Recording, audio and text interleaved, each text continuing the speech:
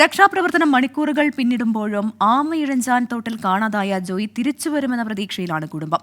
മാതാവ് മെൽഹിയുടെ ഏക ആശ്രയമാണ് ജോയി. ജോയിക്ക് അന്നന്ന് ലഭിക്കുന്ന തുച്ഛമായ വരുമാനം കൊണ്ടാണ് കുടുംബം കഴിയുന്നത്. മാരായമുട്ടം CSI പള്ളിക്ക് സമീപം റോഡിൽ നിന്ന് വളരെ ഉയരത്തിലാണ് ജോയിയുടെ ചെറിയ വീട്. ഹോളോ ബ്രിക്സും ആസ്പെറ്റോ ഷീറ്റും കൊണ്ട് നിർമ്മിച്ച ഒറ്റമുറി കെട്ടിടം. കയറി വരാൻ വഴി പോലുമില്ല. ഇവിടെ അമ്മയ്ക്കൊപ്പമാണ് അവിവാഹിതനായ ജോയി താമസിച്ചിരുന്നത്. കുടുംബം പോറ്റാൻ എന്ത് ജോലിക്കും ജോയി തയ്യാറായിരുന്നു. എന്ത് ജോലി ഉണ്ടെങ്കിലും ചെയ്യും, എന്ത് ജോലിക്ക് വിളിച്ചാലും പോകും. ഇതിനു മുമ്പേ അവിടെ ചെന്ന് വേസ്റ്റ് വാരാൻ അവർ വിളിച്ചോണ്ട് പോകും, കോൺട്രാക്റ്റുകാർ വിളിച്ചോണ്ട് പോകും. ഇവിടെ വന്ന് വണ്ടി കൊണ്ടുവന്ന് ബൈക്കിൽ കയറ്റിയാണ് ഞാൻ കൊണ്ടുപോയത് അവനെ.